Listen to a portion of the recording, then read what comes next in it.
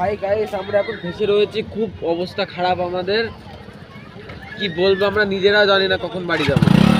Hi friends, কেমন আছো তোমরা? আশা করছি তোমরা সবাই খুব ভালো আছো। আমার নতুন একটা ভিডিওতে তোমাদের সবাইকে ওয়েলকাম। কুম্ভ মেলা উপলক্ষে হাইওয়ে তো অবশ্য করেই জ্যাম, তাছাড়াও কিন্তু পাড়া রাস্তাগুলোতেও ভীষণ জ্যাম। আমরা রামলালার জন্মভূমি অযোধ্যা রাম মন্দির ছেড়ে দিয়ে যখন বুদ্ধগয়ার দিকে আসছিলাম, তখন বিহারের আগে আমরা টানা 4-5 ঘন্টা জ্যামে আটকে বসেছিলাম। পর জ্যাম কাটিয়ে আমরা চলে আসলাম সোজা বুদ্ধগয়ার দিকে। আর তার আগে দেখো একটা ছোট্ট ধাবা মতো, ওখান থেকে আমরা সবাই মিলে চা, সিঙ্গারা, বিস্কুট এগুলো খেয়ে নিলাম। ওই ছোট্ট দোকানটাতে এত অসম্ভব ভিড় ছিল যে ঠিক মতো দাঁড়ানোই যাচ্ছিল না। আর ওই দোকানে চটজলদি বেশ অনেক খাবারই পাওয়া যাচ্ছিল। তো তারপর দেখো ওখান থেকে আমরা চলে আসলাম সোজা একটা রেস্টুরেন্টে। আর সেখানে আসার পর আমরা একটু ফ্রেশ হয়ে নিলাম, স্নান ফ্রান করে একেবারে পুরো রেডি হয়ে ওখান থেকে আমরা ভাত খেয়ে নিলাম। আর এই ডিমের ঝোল দিয়ে ভাত খাওয়ার পর মনে হচ্ছিল অনেক দিন পর যেন বাড়ির মতো কোথাও খাবার খাচ্ছি। খাওয়া দাওয়ার পর আমরা শুরু করলাম আবার পথ চলা। দেখো পাহাড়ের পাশ দিয়ে এই রাস্তাটা দিয়ে যেতে এত ভালো লাগছিল, মনে হচ্ছিল হা করে তাকিয়ে দেখতেই থাকি। বাইরের দৃশ্যটা এতটা সুন্দর লাগছিল। প্রকৃতি সুন্দর সেটা আমরা সবাই জানি, কিন্তু এতটা যে সুন্দর সেটা সামনে থেকে না দেখলে বুঝতেই পারতাম না। মাঝখান দিয়ে রাস্তার দুধার দিয়ে এরকম মাঠের মধ্যে রয়েছে অনেক বড় বড় পাহাড়। তারপর এরকম সারি সারি গাছ লাগানো রয়েছে, যেগুলো তাল গাছ। তারপর বেশ কিছু গাছ আছে যেগুলো গাছের নাম আমি জানিও না। আর এই মাটির বাড়িগুলো তো একটা আলাদাই সৌন্দর্য। একটা আস্ত গ্রাম, যে গ্রামের মধ্যে গ্রাম্য সমস্ত রকম জিনিসই এক জায়গায় দেখা যাচ্ছে। চাষাবাদ থেকে শুরু করে গ্রামের যে কোনো বৈশিষ্ট্যই কিন্তু এই রাস্তা দিয়ে যেতে যেতে আমরা সবই দেখেছি। বাড়ি থেকে বেশ কয়েকদিনের জন্য আমরা বাইরে এসেছিলাম। আর প্রথমেই বাড়ি থেকে মানে আমাদের বনগাঁ থেকে সোজা চলে গিয়েছিলাম কাশী বিশ্বনাথ ধাম। আর সেখান থেকে আমরা চলে গিয়েছিলাম প্রয়াগরাজ কুম্ভ মেলাতে। আর সেখান থেকে আমরা চলে গিয়েছিলাম অযোধ্যা রাম জন্মভূমিতে রাম মন্দির দেখতে। আর তারপর এখন যাচ্ছি আমরা বুদ্ধগয়ায়। আর এই বুদ্ধগয়ায় যেতে যেতে রাস্তা দিয়ে যে সমস্ত দৃশ্যগুলো দেখছিলাম, ভাবছিলাম তোমাদের সাথে একটু শেয়ার করি। অযোধ্যা রাম মন্দির ঘুরে আমাদের এই বুদ্ধগয়ায় আসতে আসতে প্রায় সন্ধ্যা হয়ে গিয়েছিল। আর আমাদের এতটাও দেরি হতো না যদি কিনা আমরা রাস্তা দিয়ে টানা বেরিয়ে আসতে পারতাম। যেহেতু রাস্তায় অনেকটা টানা জ্যামে আমরা আটকে পড়েছিলাম, ওই জন্যই আমাদের আসতে অনেকটা দেরি হয়ে গেছিলো। আর এখানে আসার পর প্রথমে একটা হোটেলে গিয়ে রুম বুক করার চেষ্টা করেছিল, তো সেখানে গিয়ে রুম পাইনি। তারপর আরেকটা জায়গায় আসলো, যেখানে আসার পর ফাইনালি একটা রুম সিলেক্ট হলো।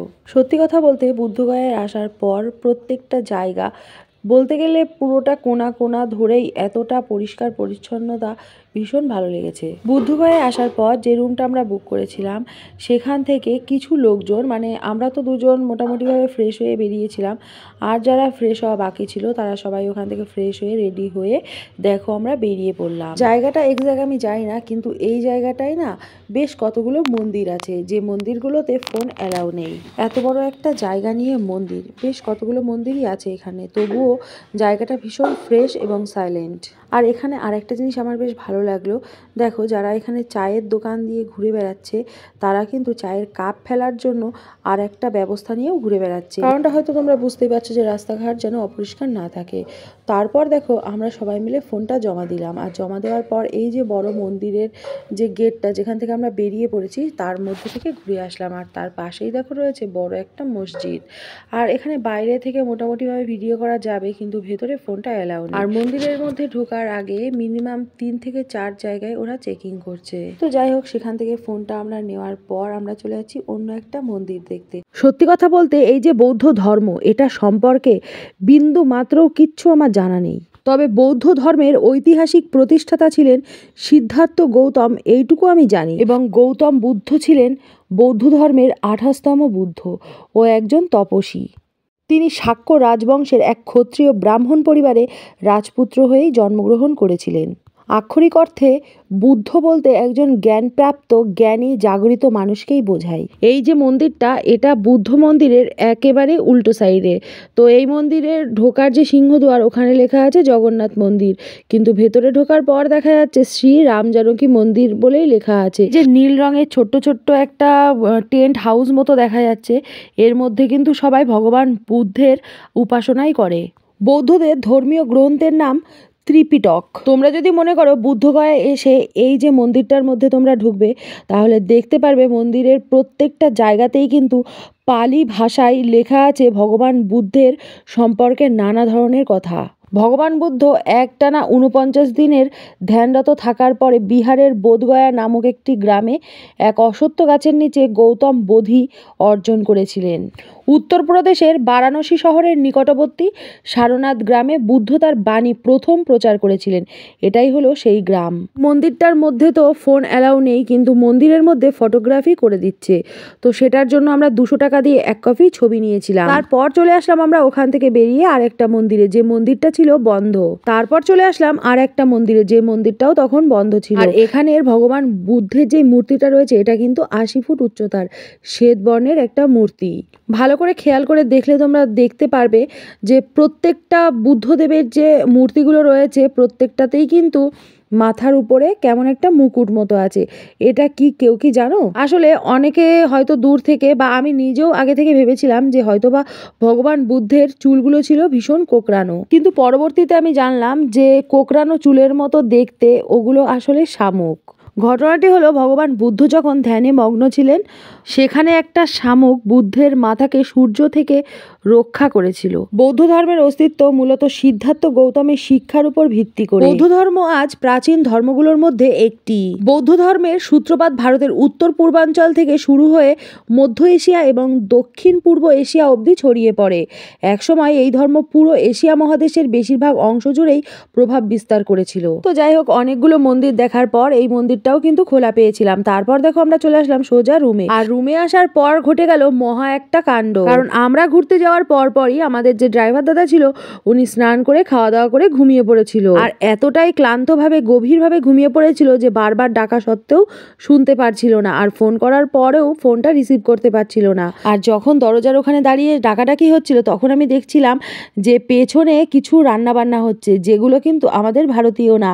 এনারা সম্ভবত চাইনিজ বা অন্য দেশের মানুষ, যারা কিনা এই যে চপস্টিক দিয়ে খায়, সেদ্ধ খাবার খায়। তো আমার তো ওগুলো দেখতে ভীষণ ইচ্ছা হচ্ছিল। ও এ গেট খোলো।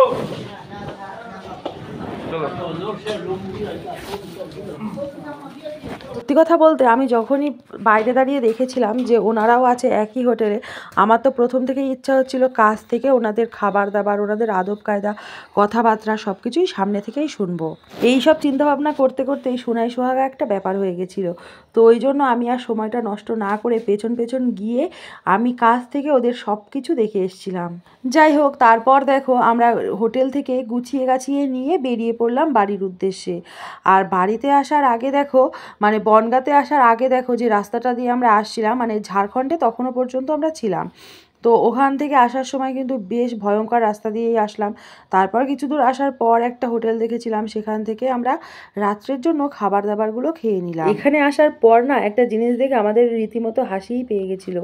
কারণ আমরা যখন ঘুরে চলে এসেছিলাম, মানে সমস্ত জায়গা যেগুলো আমরা ঘুরতে বেরিয়েছিলাম সেগুলো ঘুরে যখন আমরা চলে আসছিলাম, তখন এই হোটেলের সামনে আমরা দেখছিলাম এক বাস ভর্তি লোকজন, যারা কিনা কুম্ভ মেলায় স্নান করতে গিয়ে স্নান না করেই বাড়ি ফিরে যাচ্ছে।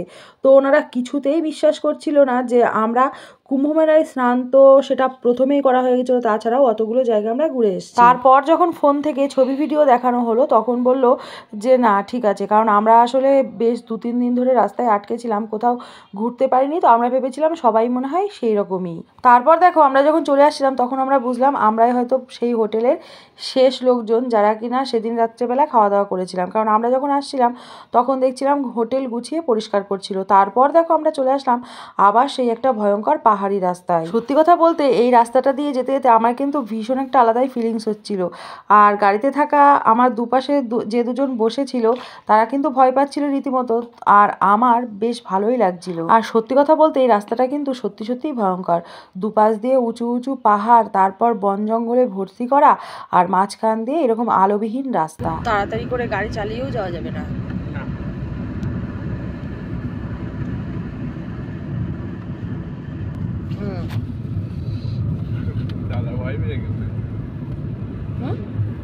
সত্যি কথা বলতে এই রাস্তাটা দিয়ে যেতে আসতে কিন্তু ভয়ের অনেক কারণ আছে।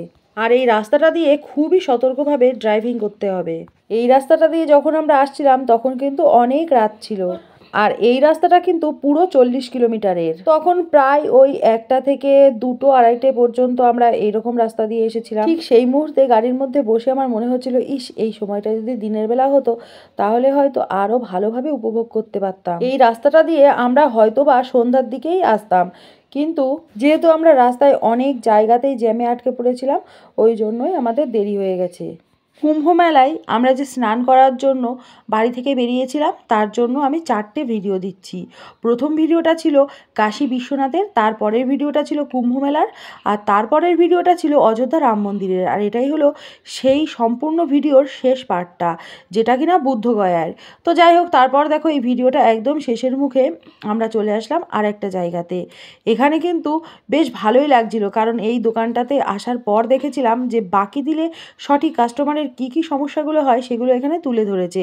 আর এটা দেখে আমার কিন্তু অনেক রকমের কথাই মনে পড়ে যাচ্ছিল।